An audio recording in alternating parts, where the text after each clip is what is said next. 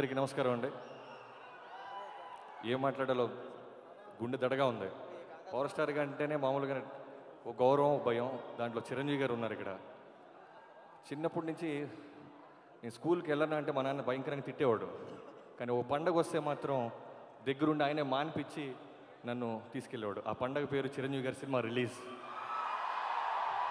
ఆ రోజు ఎగ్జామ్ ఉన్నా, ఎలాంటి ఇంపార్టెంట్ వర్క్ ఉన్నా మా అమ్మకు కూడా తెలియకుండా యూనిఫామ్ వేసుకున్న తర్వాత నన్ను స్కూటర్ మీద ఎక్కించుకొని సినిమా తీసుకెళ్ళిపోయాడు.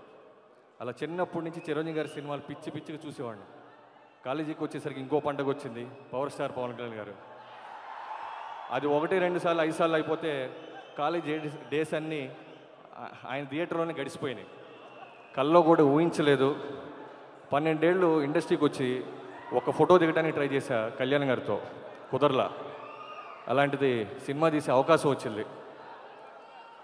నిజంగా కళ్యాణ్ గురించి చెప్పాలంటే ఇప్పుడు కాదండి, సినిమా రిలీజ్ అయిన తర్వాత చెప్తాను. ఆయన ఎంత ఫ్రీడమ్ ఇచ్చారో ఒకే ఒక ఎగ్జాంపుల్ చెప్తా. 14 ఏళ్ళు కష్టపడి రాసుకున్న కథ, నేను కథ చెప్తే ఇవ్వాల, కంప్లీట్ కథ రెడీ చేసుకుని నన్ను పిలిపించారు ఆయన. ఏ నమ్మకంతో పిలిపించారో నిజంగా నా తల్లిదండ్రులు, కన్న తల్లిదండ్రులకి, దేవుడికి నేను థ్యాంక్స్ చెప్పుకుంటున్నాను. పూణే వెళ్ళి సినిమా ఫస్ట్ షెడ్యూల్, పూణే వెళ్ళి 3 కోట్లు ఖర్చు పెట్టి ఒక ఎపిసోడ్ తీసుకొచ్చాం. దాంట్లో కళ్యాణ్ గారు లేరు. 3 నెలలు 4 నెలలు అయింది, ఆయన చూడట్లా. అంత నమ్మకం, అది ఫ్రీడమ్ అంటే. ఆయన ట్రైలర్ కోసం వచ్చినప్పుడు బలవంతంగా వేసి చూపించాం. సో దట్ ఈస్ కళ్యాణ్ గారి గ్రేట్నెస్. సార్ మీ దగ్గర ఒక విషయం కాదు సార్, చాలా విషయాలు నేర్చుకున్నాను సార్. యుద్ధం చేయటం ఎలానో నేర్చుకున్నాను, ఓపిక పడటం ఏంటో నేర్చుకున్నాను, మొండితనం ఏంటో నేర్చుకున్నాను. జనాన్ని ప్రేమించినంతగా నిజంగా నేను ఏ వ్యక్తిని చూడలేదు. ఎంత డెడికేషన్తో పనిచేసేవాళ్ళంటే లిటరల్గా యుద్ధంలాగా మా టీం అందరం పనిచేసాం ఆయనతో పాటు పరిగెత్తుతూ. ఓన్లీ మీకోసం ఏప్రిల్ 8న సినిమా రావటం కోసం ఆయన జ్వరంతో, ఒన్ను నొప్పులతో ఎలా ఉన్నా సరే ఇక్కడ అలసిపోలేదు ఎప్పుడైనా. So love you sir. అలానే నా టెక్నీషియన్స్ ఆర్థర్ విల్సన్ గారు, అలానే ఆర్ట్ డైరెక్టర్ బ్రహ్మ, అందరూ కూడా సైనికుల్లాగా. ఆయన రాజు అయితే ఆయన వెనకాల సైనికులం మేము. అలానే దేవిశ్రీ ప్రసాద్ గారు, పిచ్చి నాకు ఆయన సాంగ్స్ అంటే. గబ్బర్ సింగ్ అనగానే ఫస్ట్ ఆయన మ్యూజిక్ డైరెక్టర్ పేరు చెప్పగానే నాకు 2-3 డేస్ నిద్ర పట్ల. ఆయన సీడీలన్నీ నా కారులో ఉంటాయి. పెద్దగా కష్టపడింది ఏం లేదు. కళ్యాణ్ గారు కథ చెప్పిన తర్వాత, దేవి గారు మేము కూర్చున్న తర్వాత మ్యాక్సిమం ఫోన్స్లోనే మాట్లాడుకున్నాం. అంత మంచి ఆల్బమ్ ఇచ్చారు sir. Love you so much sir. నా అసిస్టెంట్ డైరెక్టర్లు, అలానే ప్రొడక్షన్, అలానే శరత్ మారార్ గారు.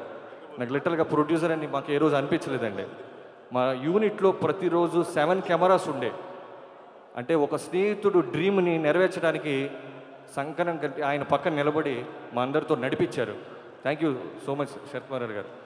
సో మిగతా ఎవరైనా పేర్లు మర్చిపోతే క్షమించండి. అలానే పెద్ద పెద్ద కమెడియన్స్తో వర్క్ చేశాను, ఆలీ గారు, నర్రా గారు, బ్రహ్మాజీ గారు, అందరికీ. అలానే కాజల్, బ్యూటిఫుల్ ప్రిన్సెస్ అంటే ఎలా ఉందో అలానే ఉంది స్క్రీన్ మీద. సో సంజన, శరత్ కేల్కర్ గారు. శరత్ కేల్కర్ గారు ఒక మాట చెప్పాలంటే, ఫస్ట్ నేను చూసినప్పుడు ముస్టాచ్ లేదు అతనికి. సార్ మీరు చెప్తున్న విలన్కి ఈయన సరిపోతారా అంటే, బాబీ నన్ను నమ్ము అన్నారు. నమ్మేశా. రిజల్ట్ ఇలా ఉంది. సో కళ్యాణ్ గారు మీ నమ్మకంకి hats off sir. Thank you so much. ఎవరైనా మర్చిపోతే క్షమించండి. రామలక్ష్మణులు, గౌతరాజు గారు, ప్రసాద్, అందరూ థ్యాంక్ యూ సో మచ్ అండి. ఇంతకుముందు నేను 3 ఫిల్మ్స్ పవర్ స్టార్ గారితో వర్క్ చేశాను. బట్ ఈ సినిమాలో ఏంటంటే ఇంకా కొంచెం జర్నీ ఎక్కువ మాట. So since he did the screenplay and the story and all that, ఆయనతో ఎక్కువ టైం స్పెండ్ చేసాం. We shared a lot of things. Thank you so much sir. It was beautiful fun.